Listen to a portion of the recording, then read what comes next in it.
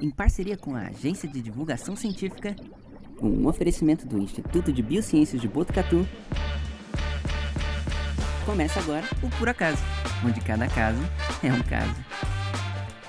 Apresentado pela Gabriela Larissa, ou derramada pros íntimos. Bom dia, boa tarde, boa noite. Sejam bem-vindos a mais um Por Acaso, onde cada caso é um caso. E o episódio de hoje é feito especialmente para você que acha que a gasolina está muito cara. Hoje nós estamos aqui com Sarita Rabelo, que é formada em Química e doutora em Engenharia Química. Seja bem-vinda, Sarita. Gabriela, muito obrigada pelo convite, a você, ao Arthur e ao Vinícius também. Por estar aqui hoje, no Por Acaso, um prazer poder participar desse episódio com vocês e falar um pouquinho, principalmente sobre as bioenergias, como é que é a interação delas dentro desse mercado, a importância delas tanto na parte ambiental, econômica, social, para o país e para o mundo como um todo. Nós é que agradecemos sua presença. É um prazer receber você aqui, Sarita. E caso alguém tenha esquecido, ou se você estiver vendo esse podcast pela primeira vez, eu sou a Gabriela, sou biomédica e aluna de doutorado aqui da Unesp. Então, hoje, Sarita, a nossa proposta era falar do filme De Volta para o Futuro, que foi um filme que eu não tinha visto quando ele saiu, eu demorei anos para ver, eu diria que eu vi, inclusive, essa semana, muitos para anos. gravar esse podcast.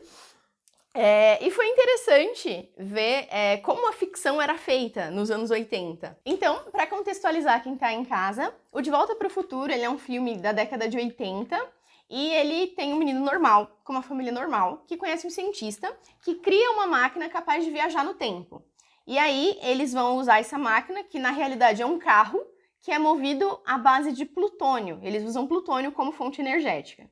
E aí na hora que eles vão testar essa invenção nova, quando eles vão usar isso, acontece que pessoas que estavam perseguindo aquele cientista aparecem e aí eles baleiam o cientista e o menino viaja sozinho para o passado por acidente. Só que ele vai sem a carga de plutônio e ele fica preso no passado. Lá no passado, ele tem que encontrar esse cientista e descobrir uma forma de voltar para o presente. E aí nisso, ele chega na época em que os pais dele eram adolescentes e ele atrapalha o momento que os pais dele vão se conhecer e se apaixonar. E aí ele fica o filme todo tentando consertar isso. No final, spoiler, então já avisando aí, se tiver alguém que não viu esse filme, que é bem velho, ele no final consegue voltar para o presente. As coisas que ele faz no passado têm um impacto, ele faz bastante bobagem no passado que ele precisa consertar, mas ele consegue voltar para o presente e chegar numa realidade um pouco alternativa, um pouco alterada. E aí, para ele voltar, eles utilizam um raio para gerar energia para o carro e ele chega aqui de volta. E quando ele está de volta, o cientista aparece de novo, só que dessa vez vindo do futuro, e fala que precisa levar o menino para o futuro. E ele abastece o carro com lixo, com casca de banana, com as coisas que eles encontram ali. Então, basicamente, essa é a história. Foi interessante eu ter visto. Eu gosto muito de ver, às vezes, filmes antigos, porque eles usam problemas muito simples para colocar de pano de fundo para esses filmes. Então é tipo, preciso fazer dois adolescentes se apaixonarem. Então é engraçado, Parece histórias muito mais simples do que os filmes que fazem hoje em dia, Que tem aqueles grandes dilemas morais, escolhas extremamente difíceis. Não sei se é o tipo de filme... de ficção científica com comédia romântica, Dá uma mesclada e uma amenizada mesmo na ação do filme, Sim. E o que chama atenção, eu não entendi exatamente como eles fizeram, como eles criaram aquele carro lá para ir para o passado e tudo mais, mas o que chama bastante atenção é a questão do combustível, porque eles inclusive falam no filme que é difícil de conseguir o plutônio. E o plutônio, ele é radioativo. O plutônio natural hoje, na verdade, é muito raro, de você encontrar assim. Então, normalmente, o que a gente encontra hoje realmente são sintéticos, isótopos que acabam sendo estruturados, principalmente quando se trabalha aí, na parte de energia nuclear, de energias atômicas em si, usando urânio e obtendo plutônio também, em relação a isso. Sim. Então, é científico, Um filme de ficção científica mesmo, com certeza, bem ficcional, assim, bem de vários ficcional, pontos, com certeza. E Uma coisa, Sarita, se você tivesse que explicar para o pessoal que está em casa, que nunca ouviu essa palavra isótopo, como você definiria o que é um isótopo de um elemento? Perfeito. Bom, isótopos são elementos químicos, né, que têm a mesma quantidade ali de prótons, né, mas que acabam tendo massas distintas, então isso faz, né, com que haja uma diferença entre eles, assim. Legal, então é tipo uma imitação de plutônio, assim, esse... Na verdade, cada elemento químico, ele é distinto, né, mas ele pode ter vários isótopos ali dentro do mesmo, né, do mesmo tipo de elemento, digamos assim. Legal. E existem elementos que servem para gerar energia e elementos que a gente não consegue gerar energia, certo? Exatamente, exatamente. E uma coisa também, né, que a gente escuta muito falar de energia em contextos que às vezes não tem a ver de verdade com energia. A gente está muito acostumado a ouvir, você tem uma boa energia, tá vindo, né, uma onda de pessoas que falam sobre energia negativa, energia positiva no ambiente, essas coisas assim. Então, acho que seria legal, né, se você pudesse falar qual é o conceito de energia, o que energia realmente significa dentro da ciência, assim. Perfeito. Bom, energia nada mais é do que uma grandeza física, né, de potencial de transformação de trabalho em calor, de calor em trabalho ou outras formas de trabalho. Então, a gente pode incluir a energia elétrica, né, toda a parte de mecânica, tudo isso está relacionado. Então, basicamente, né, é um processo de transformação, onde você precisa aí ter um intuito de transformação para gerar ali um trabalho ao final daquele processo em si. Então, quando a gente fala, né, de alimentos, o alimento nos dá energia para que a gente possa, né, se movimentar, executar algum tipo de atividade que nada mais é o que dentro da física ali a gente chama de trabalho, né, dentro desse sistema em si. E aí, de uma forma mais simples, assim, né, as energias, normalmente quando a gente fala de energia, né, tirando essas vertentes que você acabou de mencionar, a gente fala muito nessa questão, né, da energia no intuito de gerar energia elétrica, de gerar combustíveis de transporte, né, e outras vertentes. Então, a gente acaba classificando eles também entre energias renováveis e energias que não são renováveis, né, dentro desses processos de produção. Então, aquelas que não são renováveis, né, você tem esse ciclo mais curto de existência, normalmente são energias que geram toda essa questão de toxicidade, porque você não tem o reciclo desse carbono, né, dentro desse processo de construção, então isso acaba, né, gerando os problemas ambientais que a gente conhece hoje, né, emissões de gases de efeito estufa e todas as discussões que a gente tem tanto no âmbito nacional quanto mundial, né, de aquecimento global e de todos os problemas que a gente sabe que são inerentes, né, muito relacionadas ao uso dessas energias, não só das energias, né, quando a gente fala do petróleo, ele é realmente um potencial de transformação de energia, mas ele nos dá também vários outros produtos que a gente utiliza no nosso dia a dia, né, que a gente faz parte do nosso dia a dia e às vezes a gente nem pensa muito nisso, né? Então, exemplos, plástico, né, faz parte da nossa convivência. É óbvio que existem plásticos hoje que vêm de fontes renováveis e sustentáveis, mas a grande maioria daquilo que está hoje, né, aí para uso da população são plásticos de fontes petroquímicas e que faz parte, né, da nossa realidade do dia a dia. Tecidos, muitas coisas dentro da área de alimentos também. Também vem da área de petróleo, né? Um exemplo que eu sempre gosto de usar com os alunos, vanilina, né? Aquele sabor de baunilha que a gente tem, você consegue produzi-la de fontes naturais, mas majoritariamente o que você tem hoje em volumes de mercado são de fontes petroquímicas. Uau. Então, tudo isso está vinculado, né, dentro desse mercado e é justamente isso que se busca, né? Tanto dentro da ciência quanto dentro de um âmbito também político-econômico, que é a transposição, né, dessa cadeia petroquímica para uma cadeia mais renovável e sustentável, que é o que a gente chama de bioeconomia, né, dentro desses processos produtivos, assim.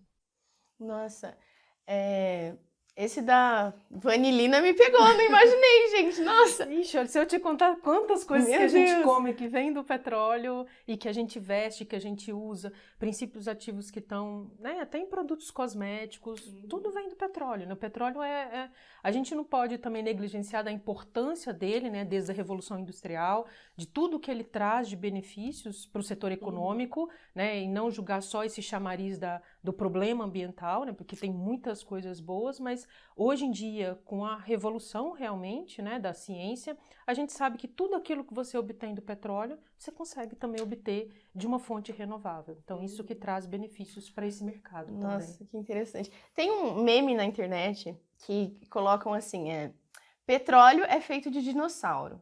Dinossauro de brinquedo é feito de plástico. E o plástico é feito de petróleo. Logo, dinossauros de brinquedo são feitos de dinossauros. Que se você pensar, não é mentira, é fato, entendeu?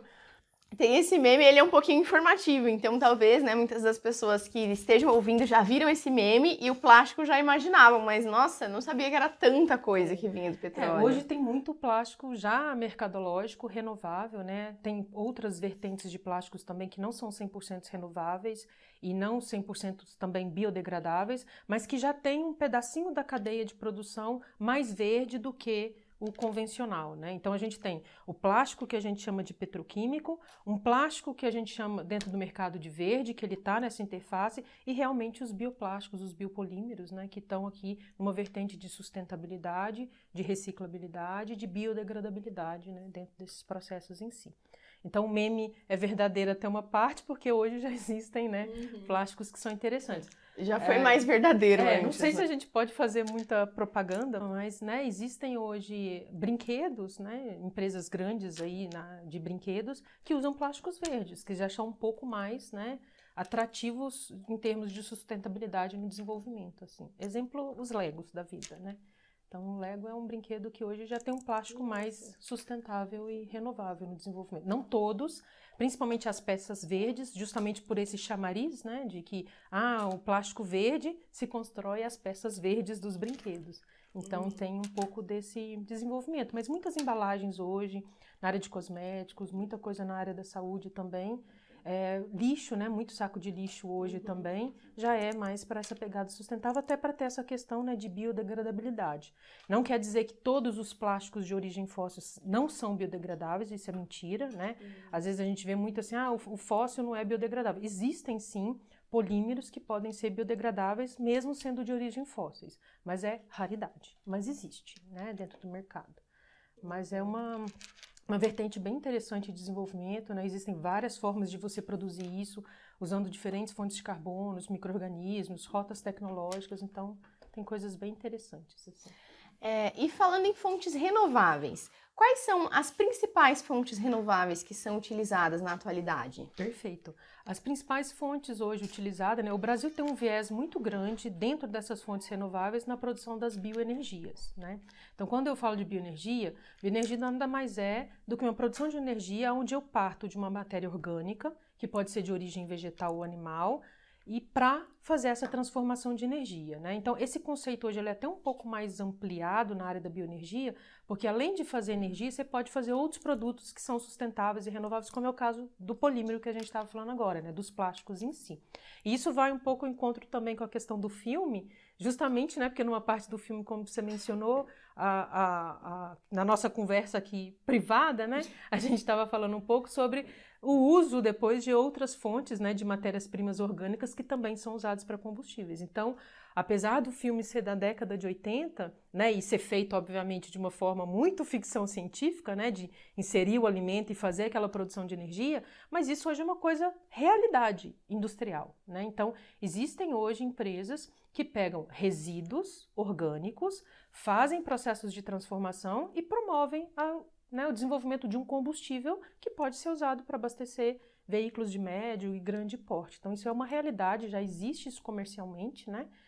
Que é o que a gente chama de biometano dentro do mercado, né? Então, obviamente, o veículo que a gente tem hoje, ele não aceita, né, esse tipo de combustível, precisa ir de uma transformação realmente no motor, mas existem hoje já máquinas agrícolas que aceitam, caminhões, ônibus, principalmente veículos pesados, que hoje já são construídos dessa forma. Eu não sei se na cidade de São Paulo tem, mas eu sei que em Curitiba, se não me falha a memória, já tem ônibus movido a biometano. Na Europa é muito comum, né, em vários países da Europa, e aqui no Brasil, em Foz do Iguaçu eu sei que tem, né, na usina de Itaipu se usa, porque a própria usina de Itaipu usa resíduos para fazer a produção do biogás a gente purifica e produz o biometano, e isso usa para abastecer os ônibus que fazem, né, todo o transporte de funcionários, parte turística dentro da empresa. Então é um lixo, né, que a gente consegue transformar num biocombustível e fechar esse ciclo de carbono que é tão importante, né? Aquilo que vai emitir o gás carbônico ali pelo veículo, a planta absorve novamente, captura aquele gás carbônico e você faz esse ciclo fechado, né? O que é bom para a natureza, o que é bom para a questão de emissões de gases de efeito estufa e tudo mais. Então, esse é só um exemplo para a gente trazer o adendo para o livro, né? Para o vídeo, desculpa, para o filme. Mas, assim, dentro desse âmbito de bioenergia, a gente tem os próprios biocombustíveis que são mais convencionais nos postos de gasolina, né? O etanol, que é um combustível muito utilizado por nós brasileiros, assim, né? O Brasil tem a questão do veículo flex, que te dá essa flexibilidade mesmo em operacionalizar álcools, né, carro a álcool ou a gasolina, ou mistura entre elas, justamente porque houve uma modificação nesses veículos, né, no passado. Você tem o biodiesel, que é o combustível usado para veículos, né, de médio porte, caminhões e ônibus, tratores e tudo mais. Mas o biodiesel hoje no Brasil ele não é usado 100%, porque para esse uso ele precisaria realmente de transformações veiculares. Então o que ele faz é uma mistura do diesel de origem fóssil com o biodiesel que é de origem renovável. Então mistura esses combustíveis, né, em proporções que são aí regidas por legislações, e aí isso acaba sendo comercializado no posto de gasolina. Então quando a gente vai no posto de gasolina abastecer um caminhão, né, a gente acha que a gente está usando diesel, mas na verdade é um diesel com uma mistura de biodiesel. A mesma coisa a gasolina. A gasolina que a gente coloca no nosso carro hoje no Brasil, ela também tem um pouco de etanol, né, misturado para aumentar a octanagem, melhorar esse processo realmente de queima e de combustão desse combustível, né?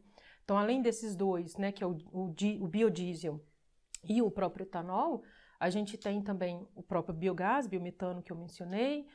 Temos agora combustíveis de aviação também, que já são feitos de forma renováveis dentro desse pacote de bioenergias, né, que também hoje já tem aí legislações para isso, já pode ser comercializado, também como mistura, né, do combustível de origem fóssil também desse setor. E aí, além das bioenergias, a gente tem as energias eólicas, solares, né, geotérmicas, de ondas, né, de marés, são todas energias renováveis, né, dentro desse processo. Hoje tem uma tendência muito grande mercadológica no Brasil para você também entrar na produção de hidrogênio, né? A gente ouve falar muito no carro elétrico, né? Uma realidade aí, às vezes, a nível mundial, mas que no Brasil ainda, né, anda de uma certa forma devagar por uma questão de aonde vem essa energia elétrica que abastece o seu carro elétrico, né?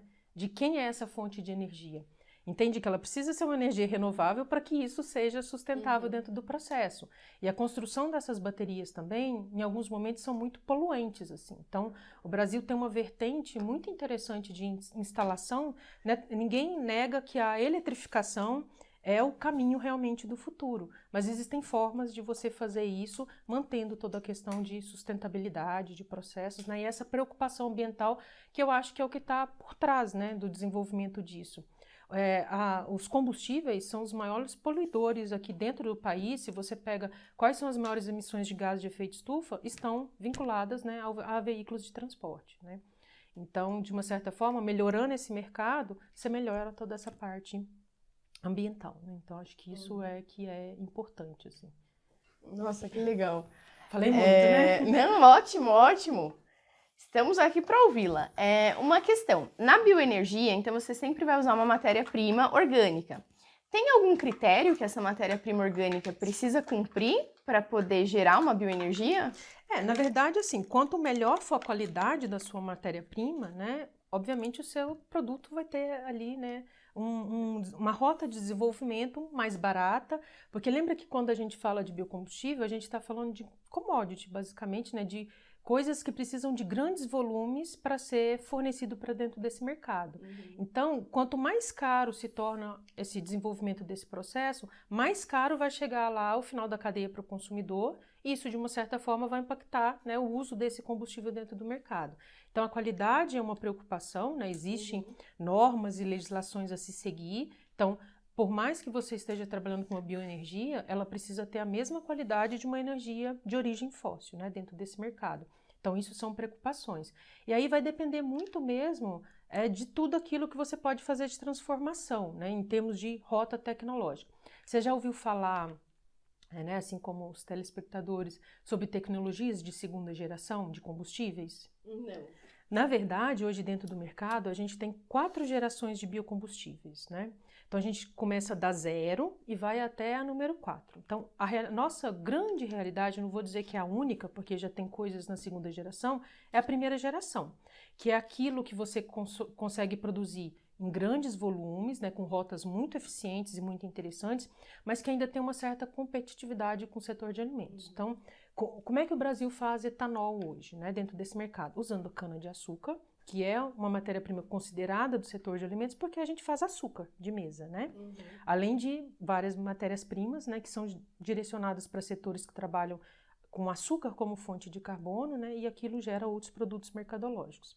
E a gente faz etanol de milho. Por incrível que pareça, o Brasil também produz etanol de milho já faz alguns anos, e esse é um mercado sem volta, assim, bastante crescente dentro desse mercado.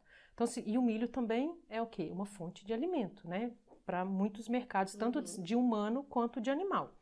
Então, o que a gente classifica de primeira geração são essas tecnologias onde eu vou usar um tipo de planta, um tipo de material, mas que vai competir o uso de terra, né, e assim como o uso da planta em si com o mercado alimentar. Então, isso você tem hoje uma realidade mercadológica, né, grandes volumes, não quer dizer que existe necessariamente essa competição, isso já foi uma discussão por muitos e muitos anos, né, porque aí você tem toda a questão da terra, da qualidade da terra, do clima, né, tudo isso influencia para aquela cultura se dar naquela região ou não. Então, são vários parâmetros estabelecidos. Quando a gente fala de biodiesel, é a mesma coisa. Como é que eu faço hoje biodiesel no Brasil? Majoritariamente usando o óleo da soja, que também é um produto de fonte alimentar. Então, isso é o que a gente classifica como geração de combustível. É aquele que existe hoje dentro desse mercado, muito bem estabelecido, muito bem desenvolvido, mas que usa produtos de base alimentar de uma certa forma, sem necessariamente ter competitividade, porque eu posso te dar o exemplo da soja, né?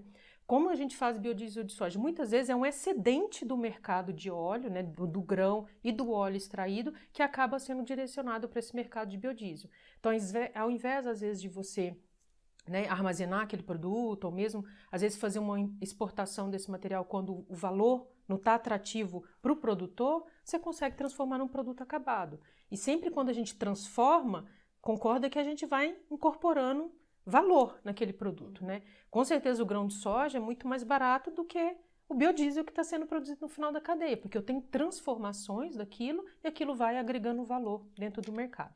Então, isso é o que a gente chama de primeira geração. O Brasil hoje já está fortemente na segunda geração. Então, ele trabalha ainda na primeira. E o que é a segunda geração? Que vai um pouco do que você tinha perguntado, que é essa questão de você transformar aquilo que às vezes não tem mais valor para o mercado, aquilo que para quem não trabalha especificamente na área pode chamar de lixo, e a gente consegue arrancar mais açúcar daquele material e, consequentemente, transformar aquilo em combustíveis, né? Então, de que eu estou falando? Quando eu faço a colheita de uma cana-de-açúcar e tiro o caldo da cana, que é ele que vai fermentar e produzir etanol, vai sobrar uma biomassa residual, que a gente chama de biomassa lignocelulósica, que é o bagaço da cana, a palha da cana. Então, tudo isso sobra desse processo de colheita, né? Se a gente pensar, né, uma pessoa que vai ali na feira ao domingo tomar um caldo de cana, ela vê o senhor preparando, o que é que ele faz? Ele coloca um colmo da cana naquela máquina, né? Ele moe aquela cana e sobra aquele bagaço que fica sendo empilhando lá, cheio de mosquinhas, né, na feira e tudo mais. Então, é aquilo, claro que num processamento industrial, que sobra. Então, o que a pessoa faz com aquilo, né? Um pequeno usuário vai jogar aquilo no lixo. Uma usina usa aquilo para gerar energia. Ela coloca aquilo numa caldeira, gera calor, que vai transformar em eletricidade, que é o que a gente começou lá no início, né, falando de transformações, né, de trabalho, e que é a energia elétrica que está aqui, iluminando a nossa sala nesse exato momento. A energia mais produzida elétrica hoje no Brasil é feita de bagaço de cana. Não é a hidrelétrica como a maioria das pessoas hoje pensa ainda, né? O Brasil ainda é um país que tem muito mais fontes não renováveis de energia do que renovável, mas hoje o bagaço de cana, praticamente no interior de São Paulo, é a energia que a gente está utilizando aqui nesse exato momento, né? Então, isso é o que a gente já chama, de uma certa forma, né, de tecnologias onde eu não tenho, entende? É um resíduo que eu estou agregando valor nele, gerando uma energia. Então, essa tecnologia de queima ainda é considerada a primeira geração. Mas na segunda geração, você acredita que hoje a gente consegue fazer etanol com bagaço de cana? Ou seja, eu não tenho mais açúcar livre ali no material. Eu pego o bagaço, eu abro a estrutura dele, tiro os polissacarídeos, celulose, hemiceluloses, transformo aquilo em açúcar monomérico com processos usando enzimas, coloca uma levedura que vai fermentar e transforma aquilo em etanol. Então, imagina, numa mesma área que eu tenho plantada de cana, antes eu produzia X litros de etanol, que dá mais ou menos aí uns 80 litros de etanol, né? Por hectare ali de cana plantada. Agora, nessa mesma área, não mexi em nada, tá? A mesma produção, tudo igual. Eu consigo aumentar minha produção só porque eu estou aproveitando um resíduo de processo. Então, isso é uma otimização de processos, né? Dentro de uma mesma área, então não preciso expandir mais a minha área de produção, porque eu consigo aumentar minha produção aproveitando aquilo que antes era negligenciado. Aí você vai me perguntar, mas qual que é a diferença do combustível? Igual. Ele tem que passar pela mesma regra, pela mesma legislação, tudo igual. Se eu colocar um na frente do outro, eu não tenho diferença entre eles. Eles só foram usando matérias-primas distintas, né? Então, aquilo que a gente considerava no passado como um problema ambiental, o que eu vou fazer com esse resíduo que está sobrando? Como é o caso, por exemplo, hoje do lixo, dejetos de animais, né? Como é que eu faço o tratamento disso? Muitas vezes as pessoas simplesmente tratam aquilo como um problema, porque toda vez que você fala em tratar, você pensa, é dinheiro que está indo pelo ralo, né? Quando você é um produtor, você fala, poxa, eu não estou ganhando dinheiro com isso, eu estou gastando dinheiro. Claro que o ambiente ganha, né? A saúde ganha, mas você está investindo dinheiro naquilo que é uma coisa que não tem um retorno financeiro, né? Mas te evita de pagar multas e ter problemas ambientais. Mas, por outro lado, você concorda que se eu posso tratar e ainda ganhar dinheiro com isso, é muito mais interessante para um produtor. E é isso que você consegue fazer hoje. Então, eu posso pegar um dejeto de um animal, né? Um dejeto bovino, suíno, avicultura, um lixo, e fazer, né? Quantas vezes a gente viu aterros sanitários, todo o problema de aterro, de lixiviação, e hoje eu consigo gerar energia com aquilo. Eu coloco aquilo dentro de um bioreator, eu alimento isso dentro de um processo, faz um processo de biodigestão, ele vai me gerar esse biogás que eu posso transformar em energia elétrica, né, com um transformador, ou eu posso purificar e fazer o biometano, que é o que a gente estava conversando, que é o que usa hoje para abastecer veículos de grande porte, né, caminhões e tudo mais. Então, isso são transformações que vai acontecendo e que vai agregando valor para esse tipo de produto, né? E hoje o mundo já está na 4ª geração. Então tem muita coisa acontecendo aí. Nossa, pra mim a primeira e a segunda já foi tudo que eu imaginei que eu sabia do assunto. A terceira, nossa, não consigo nem imaginar o que vai ser. Isso é uma coisa muito legal e que precisa ser incentivada, e como você colocou, é muito importante a gente levar em conta, para quem é o produtor, a questão do quanto ele vai ganhar, né? A gente sempre gosta muito de querer fazer o bem pelo planeta e tudo mais, mas nesses casos a gente precisa pensar nos fins práticos, precisa pensar em coisas que vão funcionar e se autossustentar, porque as pessoas terão interesse naquilo, né? Então, achei muito interessante isso, essa segunda geração parece uma coisa tão genial, tecnológica, que sana tantos problemas ao mesmo tempo, então deixa de usar um pouco de combustível fóssil, usa uma fonte que é renovável, aproveita dejetos, né? E você falou dos dejetos de animais para gerar energia. Também se usa fezes para fazer energia? Fezes humanas de animais? Sim, é super comum, super comum. Né? Normalmente o que se faz nesses casos, né, quando a gente fala de bioenergia, que eu acho que é um outro ponto extremamente importante, é que a gente costuma falar de volume, né? Então é muito difícil você pensar que você precisa abastecer um país com as dimensões do Brasil e você ter um produtor ali de pequena escala, né, gerando aquilo naquele volume dimensional que o país exige.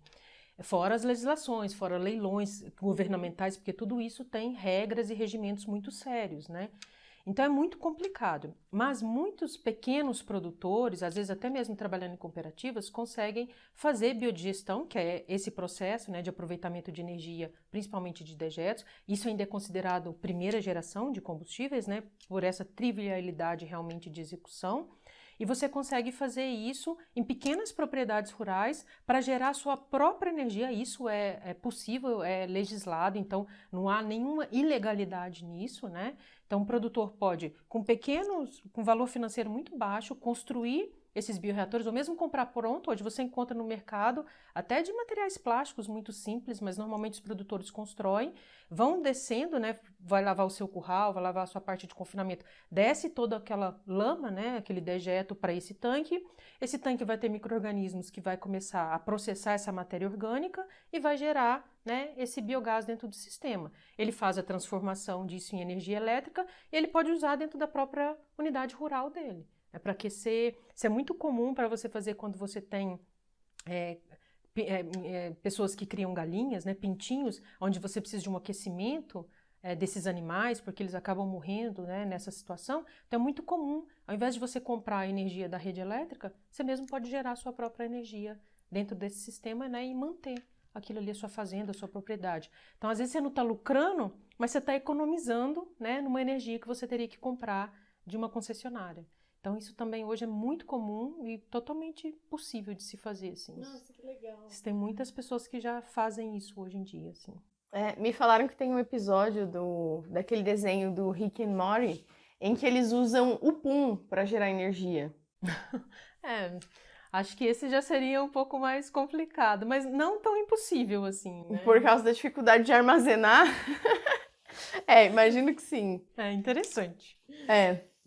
Mas isso é muito interessante, essa questão do que dá para fazer e do que dá para explorar. E quando a gente pensa, né, a gente geralmente, pelo menos quem não trabalha com a área, eu falo por mim, quando a gente pensa em bioenergia, a gente pensa em, é possível fazer? Então por que não faz? E aí, pensar em escala é uma coisa totalmente diferente, fora de realidade para mim. E uma coisa que a gente estava falando aqui nos bastidores, né, foi sobre o quanto de lixo, né, de casca de banana, de casca de ovo que ele estava usando ali, ele precisaria para equivaler à energia do plutônio. Então, tudo precisa ser numa escala muito grande para se fazer a bioenergia. Desculpa, não, eu só ia mencionar, porque assim, as formas, né, de uso dessas energias são completamente diferentes, né? A energia nuclear, às vezes com uma molécula muito pequena, você já vai ter essa fissão, essa fusão que vai dar uma geração de energia muito grande, né? Mas lembrando que isso é uma energia não renovável, né? E feita muitas vezes por elementos sintéticos, né? Que não são aí de origens naturais mesmo, né? E no caso das bioenergias, não, você tem várias etapas de transformação, lembrando que nem 100% daquilo é metabolizado, então a forma de construção é completamente diferente dessa energia e o tanto que ela, né, emite também é bem diferente, assim. Então, essa questão de você julgar, né, que é o que está lá no filme, né, direto um alimento, um resíduo de alimento dentro do tanque, isso realmente ainda é uma coisa muito longínqua, né, a se pensar assim dentro do mercado. Mas que é uma transformação da matéria orgânica num combustível completamente possível, 100% possível, assim, já é uma realidade hoje no mercado, né? Sim, nossa, é muito interessante. E como você chegou nessa área das fontes renováveis, né? A sua formação é como química, como que você se sentiu atraída por isso, assim? Eu me formei numa universidade no interior de Minas, que chama Universidade Federal de Viçosa, e é uma universidade com viés muito agro. Então, fiz várias iniciações. Eu era uma aluna que gostava muito de me envolver na parte científica. Desde o começo eu já sabia que era uma área que eu tinha muito interesse. E eu fiz várias iniciações científicas, mas muito voltadas para a área agro mesmo, muito preocupada com o crescimento de plantas, com a parte de adubação, de controle de pragas. Então, trabalhei muitos anos nessa área. No final da minha faculdade, eu resolvi desenvolver o meu trabalho de conclusão de curso numa área diferente, mais de engenharia de processos. E dentro do meu curso, né, como você mencionou, eu sou formada em química, mas eu sou formada em química que a gente chama de química industrial. Então, eu já tenho umas disciplinas muito mais voltadas para essa área de aplicações industriais, né, que dentro do curso a gente acaba realizando. Então, durante esse meu trabalho de conclusão de curso, eu acabei vinculando ele dentro do setor de celulose e papel, que é um setor justamente que trabalha com transformações de biomassas para desenvolvimento de produtos de mercado. E eu trabalhava, né, nessa parte de papel, de desenvolver, de entender como é que essa planta se quebrava, né, para poder gerar o papel, como é que acontecem essas reações, como é que elas quebram, por que uma madeira me dá um papel de uma qualidade diferente da outra, o que tem ali por detrás, né, que traz essas informações em si. E aí eu comecei a me apaixonar muito por aquela área, entender os processos, entender um pouco, e aí resolvi fazer uma pós-graduação nessa área. E aí, quando eu vim fazer pós-graduação, eu resolvi vir para São Paulo, porque eu realmente, né, eu sou de Minas, achava que aqui eu teria outras oportunidades de desenvolvimento e fui fazer meu mestrado e meu doutorado na Unicamp. E quando eu fui para lá, me ofereceram começar a trabalhar com cana, né, que é uma cultura muito importante aqui no estado de São Paulo, justamente nessas tecnologias que eu mencionei de etanol de segunda geração, que estava iniciando. Claro que isso já acontece ali desde a década de 80, né, algumas pontualidades de desenvolvimento, as pessoas já sabiam como fazer, mas economicamente aquilo não era viável. E aí tinha muitos desafios tecnológicos e industriais ainda. Então, quando eu vim para cá, para São Paulo, para fazer o meu mestrado, me propuseram de trabalhar com isso. Eu falei, ótimo, eu adoro trabalhar com biomassa, trabalhei com biomassa minha vida inteira, já entendo de uma estrutura da madeira, então entender a estrutura da cana vai ser tranquilo para mim, né? Vou aprender, e comecei a desenvolver projetos nessa área. E começou a vir bastante fomento nesse setor, tanto do setor próprio industrial, mas também do setor público, porque era um interesse no Brasil, né, em fazer essas tecnologias vingarem dentro do mercado. Então comecei a trabalhar, né, dentro dessa área de etanol de segunda geração, fiz meu mestrado nessa área, fiz meu doutorado nessa área. O doutorado me deu uma oportunidade de fazer uma parte do projeto fora do país, então fui desenvolver uma parte desse projeto numa parceria de um projeto com a França, e lá fui trabalhar num instituto que é muito parecido com o que a Embrapa faz aqui no Brasil, e eu fui cair no instituto justamente que o core deles ali de desenvolvimento, né, era a questão de biodigestão, que a gente falou, né, que gera esse combustível que dá para trabalhar. E aí eu pensei, por que não linkar os meus dois projetos? Trabalhar com etanol de segunda geração e ainda trabalhar com produção de biogás e biometano. E aí juntei, dentro de uma única empresa de cana-de-açúcar, né, eu desenvolvi um processo onde entrava a cana, saía o etanol de primeira geração, que é o que a gente conhece, saía o etanol de segunda geração, saía o biogás de um resíduo de processo e saía um material que a gente tira da biomassa também, que chama lignina, que dá para você queimar e gerar energia elétrica. Então, dentro de uma única biomassa, eu consegui gerar, né, dois tipos de combustíveis, que é o etanol, né, que é igual, mas gerar ainda biogás e energia elétrica dentro do meu projeto. Então, eu acabei, né, me apaixonando muito por essa área de bioenergias, de entendendo muito dentro desses processos em si. E antes de terminar meu doutorado, eu acabei sendo convidada para fazer uma entrevista numa empresa, que era uma empresa que trabalha muito com a parte de desenvolvimento científico, né, uma empresa que era uma empresa pública, mas que tem desenvolvimento de projetos com o setor privado. E fui convidada antes de terminar o doutorado, fiz a entrevista, passei e fiquei trabalhando lá por 10 anos até vir para a Unesp, né, quando eu passei no concurso e resolvi mudar a chave do setor industrial para o setor público de novo, né, nessa questão de universidades, e acabei vindo para cá, assim. Então, tive a oportunidade de trabalhar em vários projetos de grandes empresas do setor de bioenergia, porque a gente desenvolvia, né, processos e produtos. Então, coisas muito legais, assim, surgiram, aprendi muita coisa, conheci muita gente, viajei muito, fiz muito projeto com o exterior.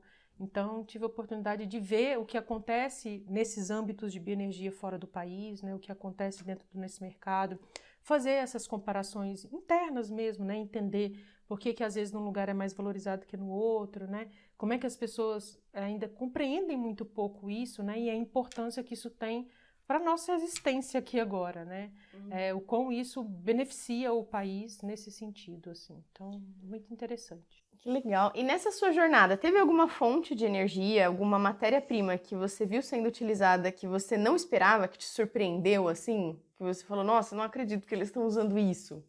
Na Europa, sim, eles usam tudo, né? Porque os países são pequenos, às vezes você não tem tantas áreas agrícolas quanto a gente tem aqui no Brasil, e se precisa produzir, né, alimentos ali naquele setor. Então, na Europa se usa tudo que é resíduo, se usa, né, do setor de alimentos, tanto de alimentos de restaurantes, quanto também de colheitas agrícolas, isso se usa tudo, né? Quando eu trabalhei um tempo na Suécia, eu vi o pessoal trabalhando com resíduos de drogas, algumas coisas nesse sentido, que às vezes fazem apreensões, e aí você consegue transformar aquilo em bioenergias, né? Nossa. Então, tudo isso é possível, né, de se fazer. Então, às vezes tem uma apreensão, uma coisa ilícita, que você acaba gerando energia com aquilo, né? Nossa. Agora você me lembrou de uma outra coisa que eu não sei a resposta, que é o que a polícia faz com a droga apreendida aqui no Brasil. Olha, essa também eu não vou saber te dizer. Vocês sabem? No Brasil eu não sei, mas nos Estados Unidos aconteceu uma época que eles descobriram uma plantação muito grande de maconha perto de uma cidade. A polícia não sabia o que fazer com tudo aquilo e eles só tacaram fogo e queimaram. E aí a cidade inteira ficou chapada pela próxima semana. Sério? Sério. Tá vendo? Ó, isso tem emissão de CO2. Se eles estivessem confinados, eles teriam gerado energia. Assim, muitas dessas maconhas que eu já vi o pessoal trabalhando fora do Brasil não tinha efeitos alucinógenos, sabe? São plantas mesmo cultivadas para esses tipos de processamento, né? Mas não tinha nada alucinógeno, assim. Sim, é que a maconha ela tem duas linhagens, tem a que é usada como droga ilícita e tem o hemp, né, que é o canho. Isso, que é o hemp, exatamente. Que dá pra fazer papel, dá pra fazer combustível, exato, dá pra fazer tudo. Uhum. Legal. É exatamente essa. Nossa, que legal, não O hemp imaginava. eu já trabalhei, as outras eu nunca vi.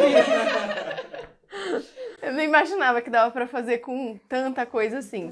É muito legal. E você comentou também que você começou com pesquisas relacionadas com papel, com a produção do papel, e que você queria saber por que uma madeira dá um papel diferente ou não. E eu queria saber se você descobriu essa resposta e qual é. Tem, na verdade, né, cada espécie vai te gerar realmente materiais com características diferentes. Por mais que você module o processo de produção, elas têm na sua própria construção características diferentes, né? Alguns a gente chama que são madeiras duras, né? Que é o softwood, o hardwood, na verdade, o softwood, né? Então tem as suas variâncias ali realmente de espécies, né? O eucalipto, tem o pinus, que é justamente o softwood, o hardwood, que vai trazer essas diferenças realmente dessa construção. Porque no crescimento da planta, ela já tem todos esses elementos que fazem parte da composição, né? Da madeira ou de qualquer biomassa lignocelulósica, eles são formados por esses elementos que acabam se ligando quimicamente, né, no caso das ligninas, que é o ponto principal desse processo de começar a quebra para gerar o papel, de forma diferente. Então ele tem estruturas de construção diferentes, as estruturas são sempre iguais, né, são 3 tipos de ácido, mas que eles vão ligar de formas diferentes no crescimento da planta. E aí isso faz com que uma seja mais fácil ou mais difícil de ser retirada essa fração, que é o que vai me dar um pouco lá na frente também o branqueamento do papel.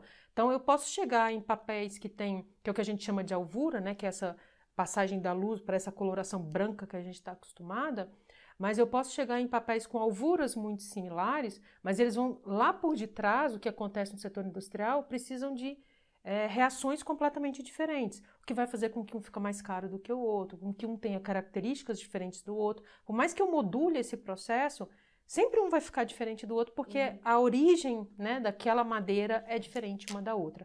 O tamanho da fibra, isso muda a característica. Então, por isso que a gente tem papéis que são usados para fazer cartonado, né? É um tipo de madeira. Às vezes um papel que eu vou fazer aquela folha branquinha do caderno é um outro tipo de madeira. Isso é uma coisa tão interessante, né, que se você pensar na minha geração, quando a gente comprava um caderno, né, você via que ele era uma cor bem parda, assim, ele não tinha essa brancura que a gente vê hoje, né, nos papéis, assim, e para aquilo era a nossa realidade. Então, hoje em dia, tem técnicas tão mais sofisticadas que a gente consegue ter aquele papel branquinho, e se você colocar os dois, você vai falar, não, prefiro esse, que esse é mais clarinho, mais fácil de você ver a sua grafia, né, e de fazer as anotações e tudo mais. Mas são essas diferenças, assim, né, que existem desde a qualidade da espécie que você está usando ali até tudo o que acontece dentro do setor industrial, assim. Nossa, que legal. E uma coisa que me ocorreu agora. Se eu pegasse um papel, né, que ele foi feito a partir de uma matéria-prima biológica ali, eu consigo gerar bioenergia através do papel também? Com certeza. Então dá para eu reprocessar o que já foi processado também? Com certeza. Né, dentro desse setor eu posso fazer desde a própria reciclagem, né, fazer aquele papel velho virar um novo papel de uso novo dentro do mercado. Claro que ele não vai ter necessariamente as mesmas características daquele inicial, mas é totalmente possível. Mas eu posso transformá-lo em vários outros produtos de mercado, como é o caso de fazer combustível. Posso pegar esse papel, fazer uma transformação química e biológica nele e gerar etanol. Posso pegar esse papel, gerar biogás. Isso são técnicas muito convencionais. Aí, de novo, vem aquela nossa conversa sobre volume, né? Será que eu tenho tanto volume de papel para gerar combustível para um país com a dimensão do Brasil? Então, por isso que se tem a necessidade, muitas vezes, de ter plantações mesmo para coletar esses materiais e transformar isso em biocombustíveis. Porque por mais que a gente queira aproveitar todos os resíduos, né, às vezes eu não tenho volume para aquilo. E além da questão do volume também, pensa que é uma questão de descentralização, né? Então, se eu produzir um pouquinho aqui, outro pouquinho aqui, uma hora isso precisa se encontrar em algum lugar. E aí pensa o custo de transporte. Eu estou produzindo um combustível que eu vou ter que usar no próprio transporte para levar aquele combustível. Então, essa balança acaba não fechando, né? Então, por isso que tem todas essas discussões. Falar de bioenergia é uma coisa muito, assim, generalista, e a gente tem que pensar em todos os âmbitos. A gente tem que estar pensando o que acontece no mercado internacional, porque você concorda comigo que o Brasil produz a cana para fazer etanol. E se der um problema na produção de açúcar lá no exterior? O que é mais interessante para o produtor? Produzir etanol para o Brasil ou vender açúcar em dólar, né, para o mercado internacional? Então, a gente também tem que entender toda essa questão de políticas econômicas, né, de legislações, de vários âmbitos, porque tudo isso interfere no mercado de bioenergias. Então, às vezes a gente fala, poxa, o etanol esse ano subiu. Então, pode ser um problema na safra, né, da cultura, pode ser um problema no processo, pode ser um problema que produziu, mas o Brasil está exportando, né, porque isso, a lucratividade pode ser mais interessante para o país, né, então pode ser um problema de política econômica, pode ser, então são muitos fatores que interferem, né, o mercado de biocombustíveis. Você acabou respondendo a outra pergunta que eu ia fazer, que eu ia falar que a gente tem, né, a coleta seletiva para as coisas que são recicláveis, né, então tem lugares que passam caminhão para pegar o lixo separado. Eu ia perguntar se não tem um que pega os rejeitos para fazer bioenergia, mas tem essa questão do que vai compensar, né? Se vai vir muito ou pouco. Mas olha que coisa legal. Você sabe que a Prefeitura de Botucatu ainda não está em operação. Quer dizer, não sei se ainda está em operação, mas não estava até até antes da pandemia, né? Porque depois a gente viveu aí dois anos um pouco afastados. Mas a Prefeitura de Botucatu faz coleta seletiva de óleos usados, né? Que é um problema muito grande ambiental, né? Muitas pessoas ainda fazem descartes incorretos, né? Pia e tudo mais. Isso dá um problema de tratamento de efluentes gigantesco, né? De todo problemas de biomas e tudo mais. Mas a Prefeitura de Botucatu faz essa coleta seletiva e ela tem uma planta de biodiesel para produzir o próprio biodiesel dentro da prefeitura, né? Então, ela ainda não estava em operação, que faltava ainda algumas partes da construção em si, mas o intuito da prefeitura é coletar esse óleo, produzir combustível para movimentar os tratores que fazem limpeza urbana na cidade. Então, olha que legal esse ciclo que se fecha, né? Em vez da comunidade poluir a cidade com aquele óleo, a prefeitura faz esse trabalho de coletar, de transformar aquilo no biocombustível que vai voltar, né, pelo benefício da própria comunidade, de usar aquilo nas máquinas e fazer a limpeza urbana e todo esse trabalho. Então, são coisas bem interessantes. Assim. A gente pode pensar, obviamente, num âmbito muito grande quando a gente fala, né, de comercialização, de empresas, lucratividade e tudo mais. Mas a gente pode fazer num âmbito pequeno também, né, da nossa comunidade e tentar sanar todo esse problema, né, num âmbito menor também, né. Ah, que legal. Isso é muito legal e pensar em larga escala é muito bom. Mas eu achei engraçado que você comentou isso, né, de pegar um pouquinho de papel, aí você vai ter que usar o combustível no transporte, aí já não vai compensar, que me lembrou aquela história do filme do Matrix. Que eles usam pessoas para gerar energia para as máquinas, só que as máquinas têm que criar uma simulação muito complexa para manter as pessoas para ser usada na máquina e fica uma coisa que... eles estão saindo mais perdendo do que ganhando energia ou qualquer coisa assim, né? A conta não fecha, né? Existem muitas formas de se gerar bioenergia, mas o que precisa saber é, será que lá no final vai valer a pena, né? Para o consumidor final. Ninguém quer pagar mais por um biocombustível, né? Você quer pagar um preço justo de mercado. Então, existem formas excelentes de se fazer, mas às vezes ela não é economicamente atrativa, né? Então, isso é um ponto muito importante, né? É uma coisa que precisa viabilizar. Então, opção é o que não falta, pelo que eu estou entendendo, né? Então... Milhares e milhões. Nossa, que legal isso. E tem alguma matéria orgânica que não possa ser usada como combustível, que seja conhecida? Não? Pode usar tudo? Tudo é possível de se usar. E pelo contrário, né? Muitas vezes, como é o caso de dejetos, você consegue tratar. Então, não é só uma questão de geração de energia, é uma questão de tratamento. A mesma coisa do lixo. Se você deixar o lixo ali biodegradando, né, você vai ter problemas de lixiviação, todos esses problemas ambientais em si. Então, é uma forma que você tem de tratar Porque ao final daquilo, tudo que é matéria orgânica, né, vai ser consumida dentro desse processo e vai somar basicamente minerais, que você pode voltar para o campo, por exemplo, e usar aquilo como uma fonte de fertilização do solo, que é muito o que o povo faz, né? Muitas vezes as pessoas fazem de questões de compostagem também, né? A única diferença é que ali você não tem a geração da energia, que normalmente você trabalha, né, em sistemas de aerobiose, né, nesse sentido. Então você tem a biodegradação também da matéria orgânica, tem ali o recolhimento desse material que pode voltar para o campo. No caso da biodigestão, você, além de gerar energia, você ainda gera essa matéria que pode voltar para o campo, né? Essa matéria mineral que volta para o campo e faz toda a parte de adubação, né? Claro que não é 100%, né? Você precisa de suplementações, mas de uma certa forma já ajuda a economicidade desse processo. Então é um aproveitamento muito amplo, né, que pode ser feito nos dois sentidos. E isso é muito legal para o gado, porque o gado geralmente é um problema, porque você precisa desmatar uma área para manter o gado. Aí esse gado vai precisar consumir uma monocultura, vai ter vários problemas ali relacionados e tem os dejetos desse gado que precisa lidar. Então é uma coisa que no final faz muita diferença, porque tem muita área que são usadas, né, para criação de gado e tudo mais. Então o uso dos dejetos é uma forma de minimizar. Acho que toda tentativa de minimizar o dano ambiental é muito válida. E se ela for economicamente viável, ela é melhor ainda, né? Então, isso é muito legal. A outra pergunta que eu tinha é que você falou que você trabalhou cerca de 10 anos aí na empresa e tudo mais.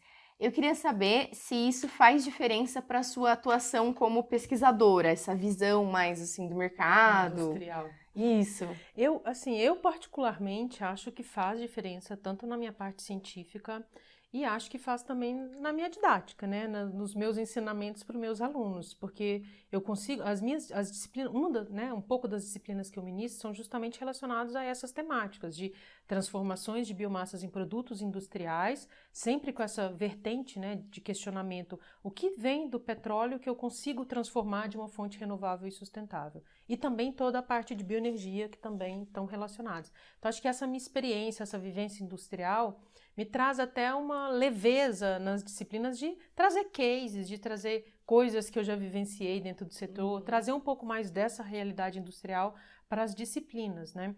As minhas disciplinas, normalmente, a gente tem até debates dentro delas, assim, muitos, né, relacionados a essa questão ambiental, social, porque muitos desses biocombustíveis também têm um viés social muito grande de fortalecimento de agricultura familiar. Então, isso também faz parte, né, dessas metas de desenvolvimento de biocombustíveis, de uma certa forma, né? Dá para você falar de política de uma certa forma, né, no âmbito mundial. Então, eu acho que isso me ajuda tanto, como você mencionou, nesse viés de entender o que o setor precisa e aonde eu posso ajudar, né, com o meu time científico, digamos assim, né, os estudantes envolvidos nas pesquisas, em atuações diretas dentro do setor industrial, assim como eu acho que eu trago uma vivência da realidade industrial para os estudantes que estão em fase de formação, porque minhas disciplinas são de estudantes de 5º ano de graduação, né? Eu também ministro disciplinas na pós-graduação, mas para os alunos da graduação, eu acho que traz essa vivência, né, e essa interface, o que o mercado quer, o que o mercado precisa, né, desse profissional dentro dessas áreas, com aquela formação que eu estou tendo, né, dentro da minha faculdade, assim.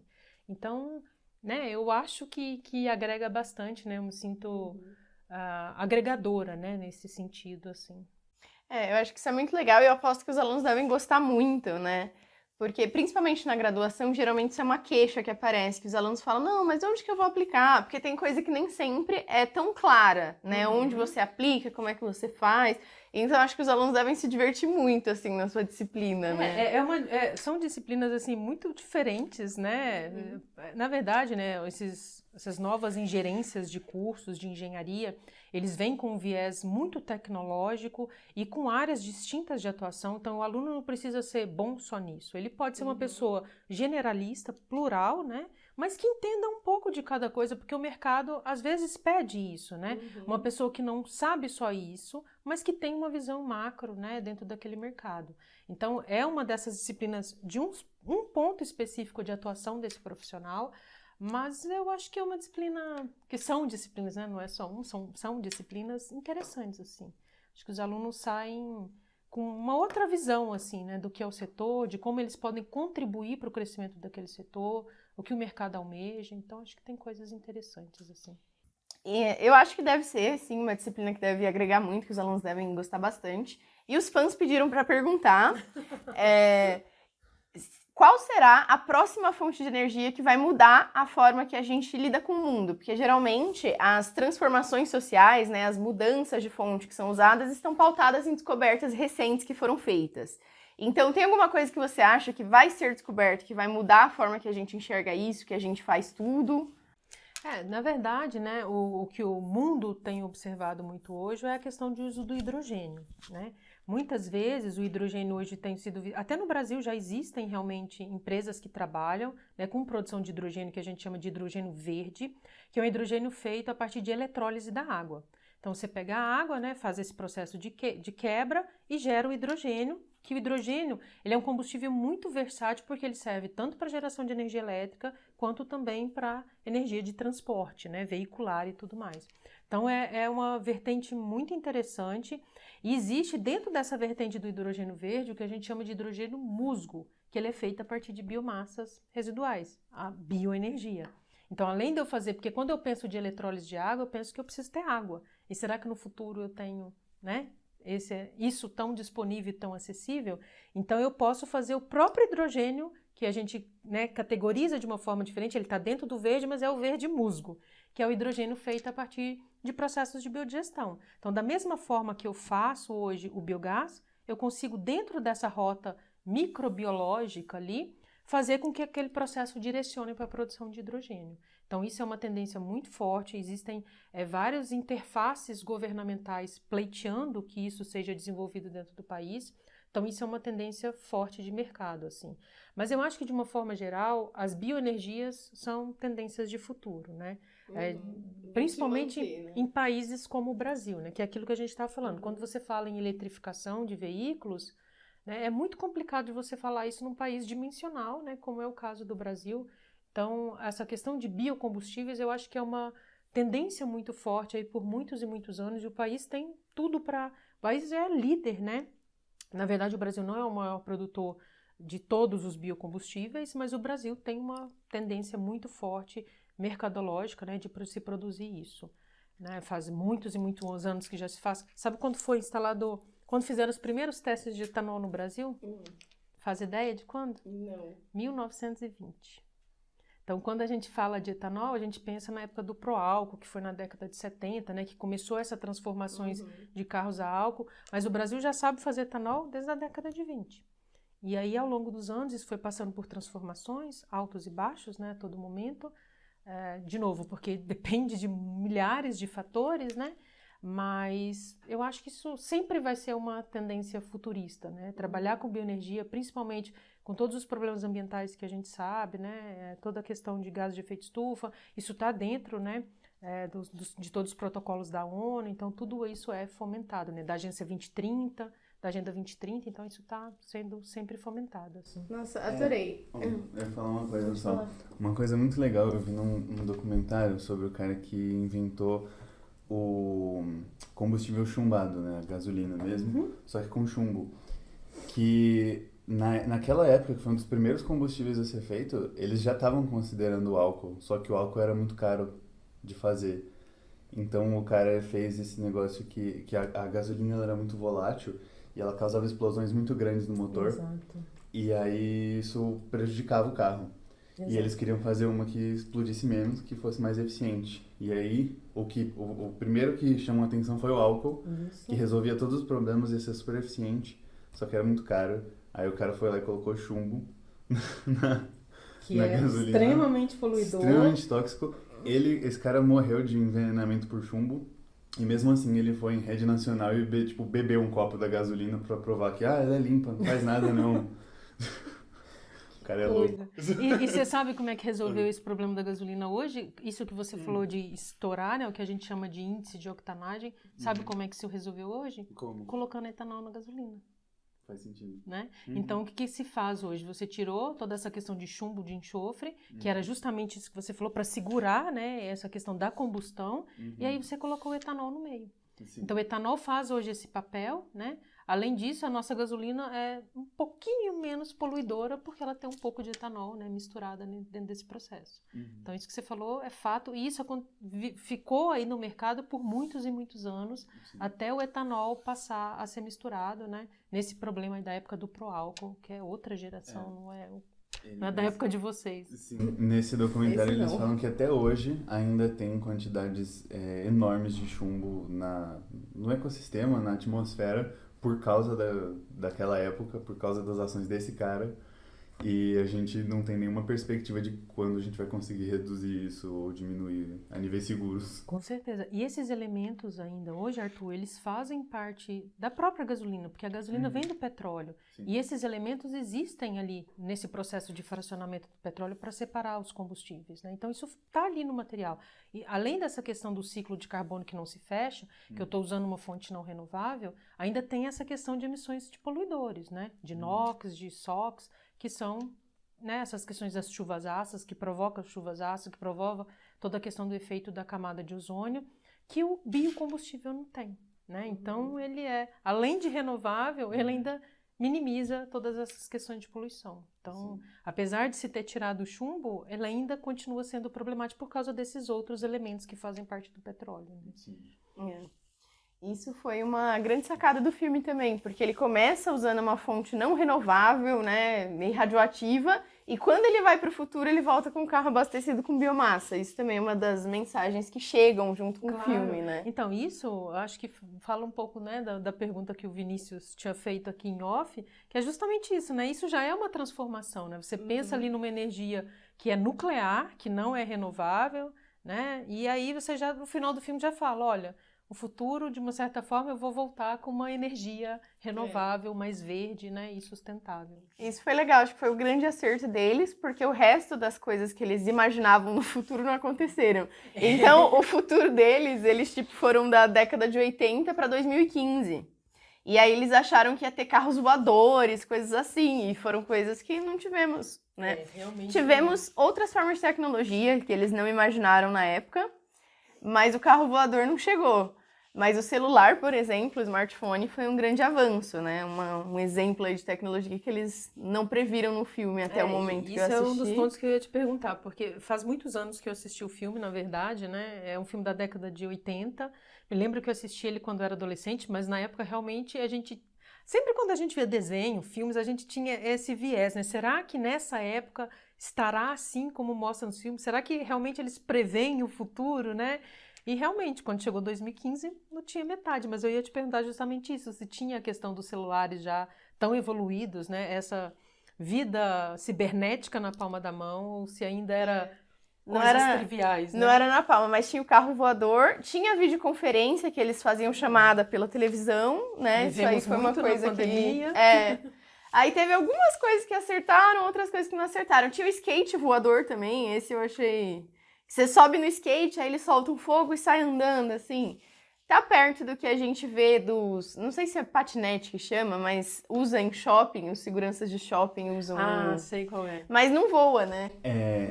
Já existe no Japão esses skates, assim, só que eles usam ímãs, e aí eles só conseguem andar em rotas específicas onde tem ímã também no chão. Nossa, que interessante. É um trem muito não seguro. Acho que é feito para não ser seguro, né? Mas é isso. Mas veja, a gente já tem hoje, né, umas bicicletas elétricas, motos elétricas, carros elétricos também, né? Mas eu falo assim, veículos de transporte rápido que são bastante eficientes hoje, né? Uma coisa legal que você falou de elétrico, que o carro que ele usa, o DeLorean, no passado, nos anos 80, ele era elétrico. Ele fala que o carro é elétrico. O Marty pergunta, ele funciona a gasolina? Ele fala, não, esse carro é totalmente elétrico. Então, isso é uma coisa futurista, né? Nos anos 80. Então, tem coisas que são ficções científicas, mas tem coisas que parece que é quase uma previsão do futuro mesmo, assim. Tem coisa que acertou, tem coisa que não acertou. Interessante, né?